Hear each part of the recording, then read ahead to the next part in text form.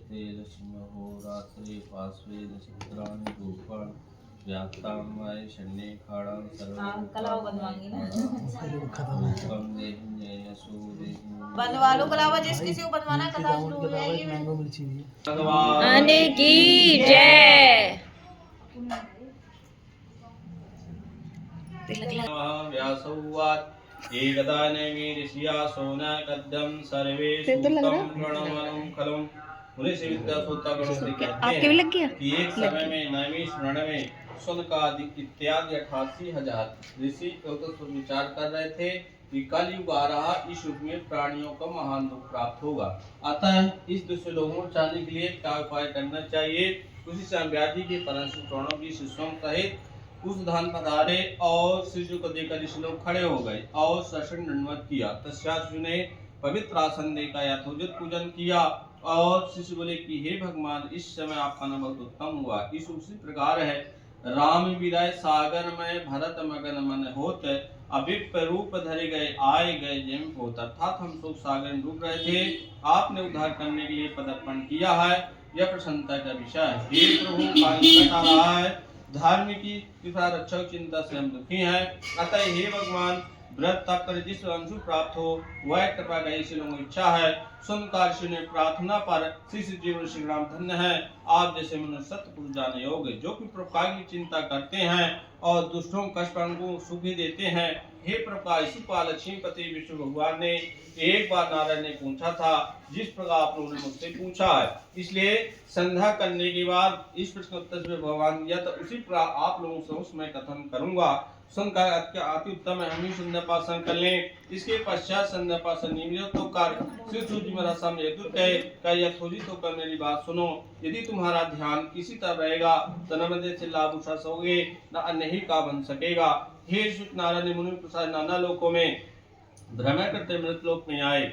मृत लोग ना देखा जितने मनुष्य हैं सब अनेक प्रकार के दुखित हैं और भात में जन्म लेकर पाप कर्म भोग रहे हैं। ऐसे भयारी भगवान को उत्तम व्रत बताइए जो प्राण तो छूट जाए। यदि आप मुझ पर कृपा करते कहिए, मैं सुनना चाहता हूँ। दीन दयाल बिरद संभारी हरहु नाथ मम संकट भारी। श्री भगवान का कि हे नारद, तुमने भली बात पूछी, इससे संसार कल्याण होगा, प्राणी पापों से मुक्त हो परम पद को प्राप्त हो गए। हे नारद, ये देह को प्रपायण लगाना चाहिए। हे नारद, एक छोटा सा उपाय से ध्यान से सुनो, इसी से मानव में कलयुग में कल्याण होगा। हे नारद, तुम्हारे स्नेह से कह रहा हूँ कि कलयुग के उत्तम व्रत है, जो कि महापुण्य प्राप्त करने वाला स्वर्ग प्रति दुर्लभ है।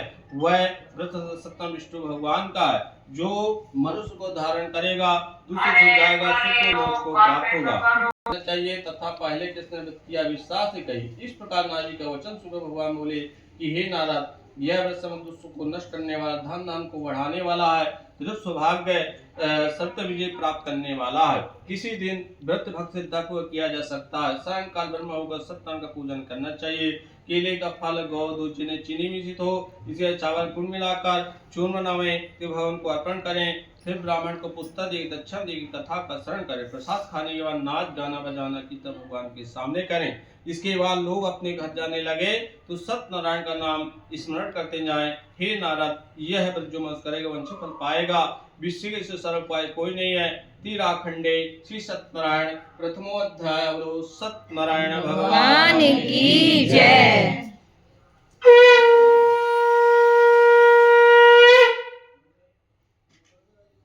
आप सब कोई लिए रहना, तुम दोनों ने इसमें छोड़ते हैं। भगवान की जय। श्री सूजी सुनकर कहते हैं कि नारद व्रत काल विधि मत आगे प्रथम सत्य कथन करते हैं कि सुंदर काशीपुरी में एक अति निर्धन ब्राह्मण सत्यानंद उस कंगाल ब्राह्मण थे कि भूख से पीड़ित होकर नित्य भिक्षा के लिए भ्रमण करते थे। दुखित ब्राह्मण को देखकर भगवान को दया आ गई, क्योंकि भगवान को ब्राह्मण अधिक प्रिय है।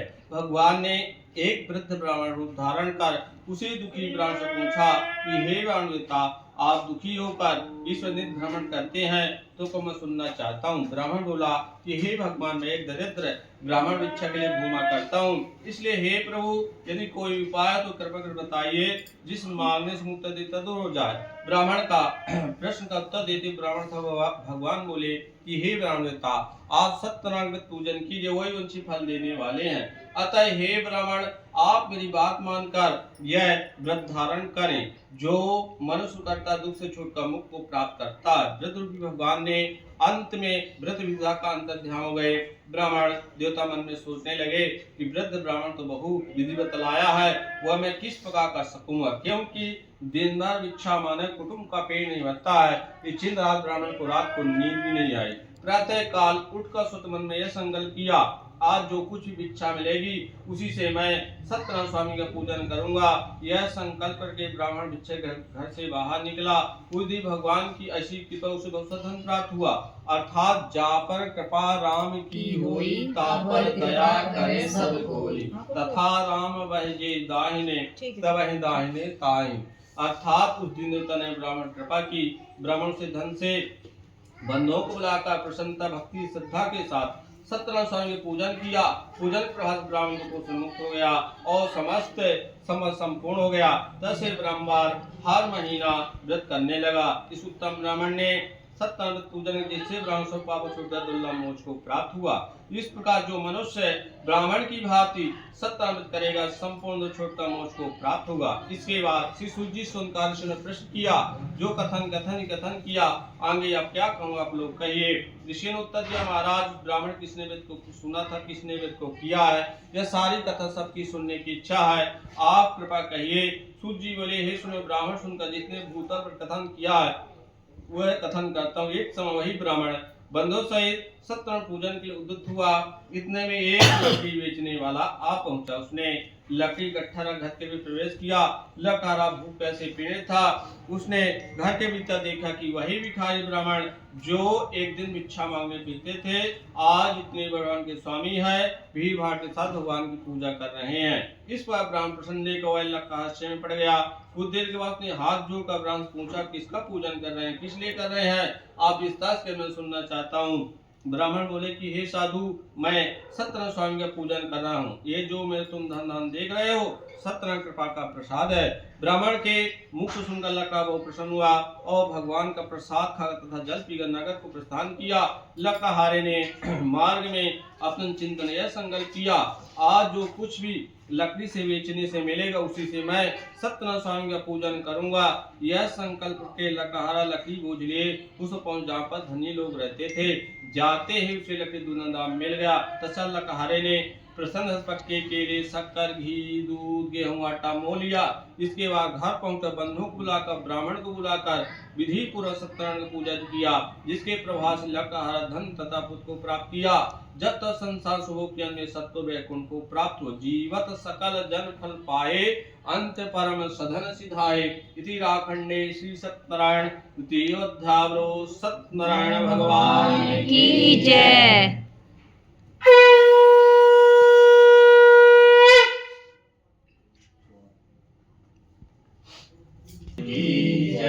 श्री सूजी सोन कहते हैं, उत्तम ब्राह्मण लकार कथा कह चुका। एक सुनो, प्राचीन समय में उल्कामुक नाम का राजा था। वह राजा जितेंद्री और सत्यवादी। देव मंदिर में प्रतिदिन जाने वाला देवालय में जाकर ब्राह्मण को इतना दान देता था कि ब्राह्मण संतुष्ट हो जाते थे। उल्कामुक राजा की पत्नी कमल तुल मुंगी सदी शादी थी।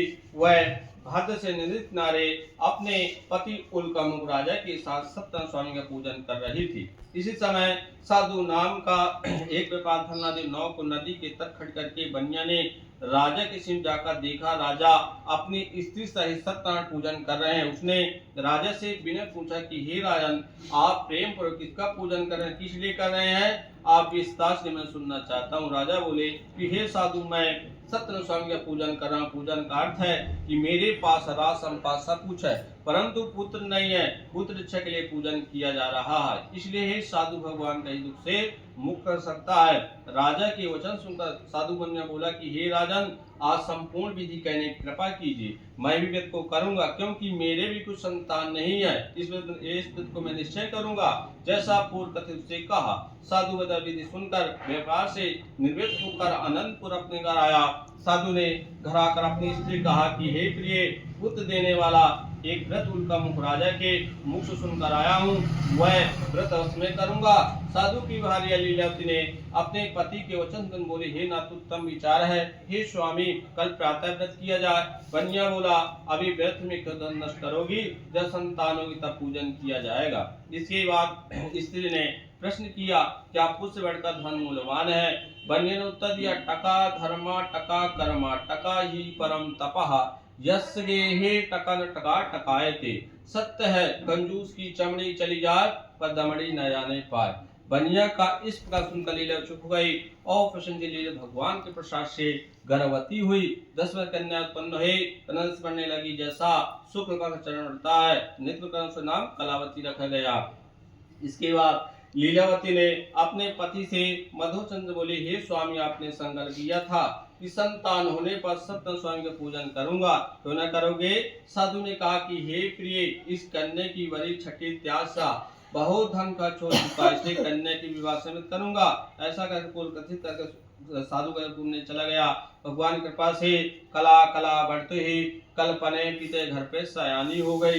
एक दिन साधु अपने सहेली के साथ घूमते ही नगर में कलावती कन्या को देखा। मन में विचार किया, अब कन्या विवाह योग हो गई है, अतः दूतों का मेरी कन्या के लिए सुंदर श्रेष्ठ वर खोज कर लाओ। साधु की आज्ञा पाकर दो लोग कंचन नगर उस नगर दूतों ने एक वैसा पुत्र को देखा जो सुंदर सुगुण से युक्त हुआ लड़का, तो उसे लाकर दूत बोले, हे स्वामी यह बालक। दूतों के मुख से सुनकर अपनी कन्या का विधि विधान से उस पुत्र के साथ विवाह कर दिया।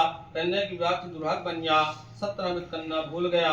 भगवान को निष्ठा पर रुष्ट हो गए। व्यापार कुशल साधु बनिया विवाह करने का निश्चय किया। अब कहीं व्यापार के लिए कहीं चलना ही चाहिए, अतः दामाद को साथ लेकर वह व्यापार के लिए घर से निकला। रत्नसापुर में पहुंचकर सागर शिव नाम के दामाद का व्यापार करने लगा। रत्नसाप चंद्रकेतु राजा थे। उस समय सत्यनारायण प्रभु ने प्रतिज्ञा बनिया को श्राप दे दिया, हे बनिया तुमको भविष्य में कठिन महान दुख प्राप्त हो, यह लोक का फल है। सत्यनारायण सुनिया को श्राप देकर यह उपाय किया कि एक दिन दो चोर राजा का धन चुरा कर भागे। जहाँ पर साधु बनिया अपने दामाद के साथ सोया हुआ था वहां पहुंचे। चोरों के पीछे राजा सिपाही भी लगे थे। सिपाहियों को देखकर चोर डर के कारण धन बनिया तुरंत भाग गए। सिपाहियों ने बनिया के निकट पहुंच देखा कि राजा का समस्त धन रखा हुआ है, अतः उन्हीं दोनों बनिया को चोर समझकर सिपाही लोगों ने मानकर राजा के पास ले आए और हंस प्रकार, हे प्रभु हे राजन, ये दोनों चोर हैं जो आपका धन लेकर भागे हुए थे, अब इनके लिए क्या आज्ञा है? राजा बोला, माधर कारागार में डाल दिया जाए। सदैव की मायकार राजे बनिया एक बात में सुनी और समस्त भारत में महल में रखवा लिया। वहां तो बनिया का यह हाल हुआ। घर पर बनिया पत्नी पुत्री को अंतन दुख प्राप्त हुआ। उसका धन छूट गए। माता पुत्री मानसिक शरीर कष्ट से पीड़ित हो गई और भूख प्यासे तड़पने लगी। अंत में घर घर भिक्षा मांगने लगी। एक दिन भूख से पीड़ित होकर कलावती कन्या एक ब्राह्मण घर पहुंची। वहां उसने देखा कि सत्यनारायण का पूजन हो रहा है। उस स्थान बैठ गई। कथा सुनकर भगवान की विनती की। इसके बाद प्रसाद खाकर बहुत रात बीतने पर अपने घर वापस आई। लीलावती क्रोध करके बोली, हे पुत्री, इतनी रात बीत गई, तू कहाँ थी? तेरे मन में क्या है? माता की बात कलावती का, हे माता, मैं सत्य कहती हूँ, मैं ब्राह्मण भिक्षा के लिए गई थी। वहाँ सत्यनारायण का पूजन हो रहा। पूजन दुख से मुक्त ने वांछित फल देने वाला है। लीलावती का कन्या का वचन को भगवान व्रत करने के लिए उद्युक्त हुई और प्रातः करने से बोली, तू पूजन की सामग्री एकत्रित कर, आज मैं सत्यनारायण स्वामी का पूजन करूंगी। बंधु सुदन स्त्री ने सत्यनारायण स्वामी पूजन किया। प्रभु से प्रार्थना, हे भगवान, यदि मेरे पति दामाद श्री का अवसान गया तो आपका फिर मैं व्रत धारण करूंगे। मेरे पति दामाद से जो कुछ हो उसे क्षमा करो। इस प्रकार लीला प्रार्थना भगवान प्रसन्न हो गए और चंद्र के राजा स्वप्न का राजा प्रातः काल दोनों बनिया को कारागार से मुक्त कर दो। उन दोनों धन छीन लिया है वापस कर दो। यदि ऐसा न करोगे तुम्हारे राजपूत धन नष्ट कर दूंगा। इस प्रकार स्वप्न में राजेश के भगवान अंतर्ध्यान हो गए। राजा प्रातः काल अपने प्रियजनों के साथ सभा में बैठे रात का देखा और स्वप्न लोगों से कहा। सब लोग बोले, हे महाराज, स्वप्न तीत होता है, स्वप्न के अनुसार आचरण करना उचित है। राजा ने दूतों को आज्ञा दिया, जो दोनों बनिया कारागार में है उन्हें मुक्त कर दो। राजा की आज्ञा पाकर दो लोग कारागार से दोनों बनिया निकाल कर राजा सामने उपस्थित किया। आप बिना प्रकार, हे राजन, हम इन दोनों को ले आए हैं। इसके बाद दोनों राजा चंद्रकेतु को दंडवत किया। अपना पूर्ण भय से व्याकुल था, मौन था, विभीत था। तब राजा ने दोनों बनिया देखा, जो तुमको दुख प्राप्त हुआ है उस कारण देव है, इस समय कोई भय नहीं है। तुम निर्भय हो जाओ। इतने कहने का राजन की कड़ी करवा दिया। तो सब दोनों को वस्त्र आभूषण किया। मीठे राजा ने संतुष्ट किया।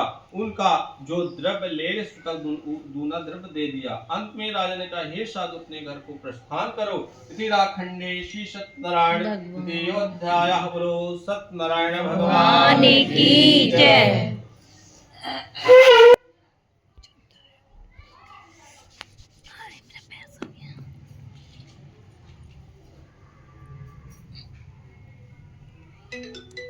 बोलो सत्यनारायण भगवान की जय। फिर सूजी सुन कहते हैं कि साधु बनिया यात्रा पूर्व मंगल ब्राह्मण को धन देकर अपने रथ को चला।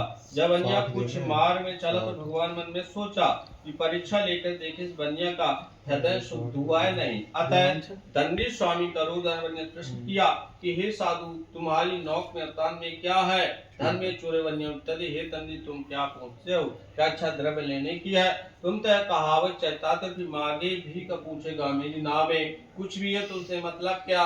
मैं तो बनिया की भाई वही क्या सकता है? हे दंडी, मेरी नौक में नमक मसाला इत्यादि है। इस प्रकार बनिया का निठु वचन दंडीवान का तुम्हारा वचन सत्य हो। दंडी महाराज सिंधु की सीमा पे की जगह बैठ गए। उनके जाने के बाद बनिया नितन किया। उस नौका देखा, नौ के जल की ऊपर आ गई थी। वो विश्व में पड़ गया। जवाहिलात की जगह लता पात मिला। बनिया मूर्छित होते गिर पड़ा। हो संचितित हुआ। साधु बने दमास सूत्र चिंता क्यों करते हो? ये श्रेष्ठ प्रभुओं का वचन है। चिंता चिता से कहती है, मैं तुमसे बड़ी हूँ। तुम मुर्दे को जलाती है, मैं जीते को जलाती हूँ। हे पिता, आप उन्हें दंडी के श्राप व्रत में चिंता मत करो, इसमें संदेह नहीं है। दंडी संजा कर उनसे इच्छा मांगो, वो आपकी इच्छा पूरी करेंगे। इस प्रकार दामाद की बात सुनकर साधु ने दंडी स्वामी के पास गया और भक्तों दंडवत कर बोला कि हे प्रभु, मैंने आप किसी में झूठ बोले का अपराध के लिए क्षमा कीजिए। इस प्रकार साधु ने बारंबार दंडवत किया।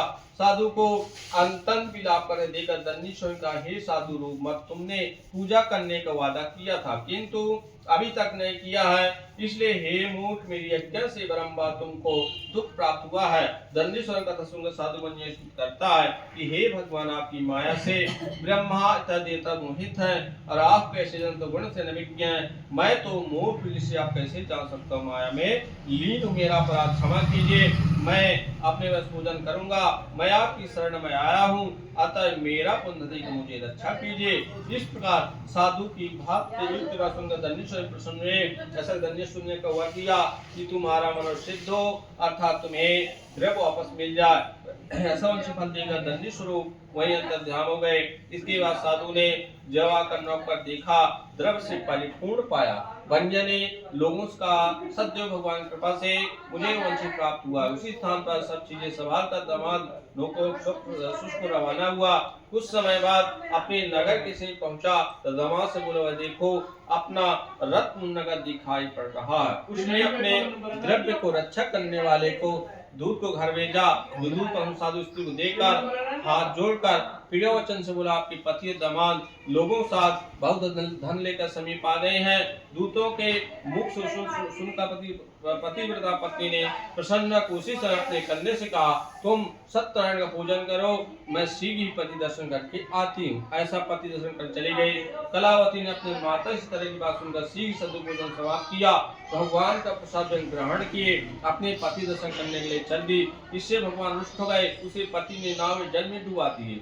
इसलिए कलावती ने अपने पति नंदेश अनुरूप भूमि पर गिर पड़े। कहने लगी, हे स्वामी, देखते देखते कैसे न जाने किसी देवता की माया हो, किंतु सत्य नारायण मत जाने की इसमें शक्ति है। कहीं के क्रोध से तो ऐसा ना हुआ हो। ऐसा विलाप करने लगी तथा गोद में लेकर लीला होने लगी। इसके बाद अपने पति को नष्ट हुआ देखकर कलावती मन में विचार करने लगी, जब पति देव नष्ट हो गए तो मैं जीवित कर क्या कर सकूं? मेरा जीवन व्यर्थ, मुझे सती हो जाना चाहिए। कहने की बात सुनकर वैसा स्त्री बहुत दुखे सोचने लगा कि मेरा वैभव सत्य किया, उनकी माया में भ्रम में पड़ा हूँ। सबको एकत्रित किया, उनके सामने अपना मनोरथ प्रकट किया कि यदि मेरा कष्ट सत्यनारायण स्वामी दूर करेंगे तो मैं अपने अनुसार पूजन करूंगा, क्योंकि ब्रह्मा मेरी अज्ञानता कुपित वो मुझे कष्ट दिया करते हैं, वही मेरा कष्ट निवारण करते हैं। तो इनकी शरण में आया हूँ, वही मेरा कष्ट दूर करेंगे। यह कहते सत्य की प्रार्थना करने लगा। तत्पश्चात आकाशवाणी हुई कि हे साधु, तेरी कन्या मेरा प्रसाद त्याग कर अपने पति दर्शन करने चली आई है। इस कारण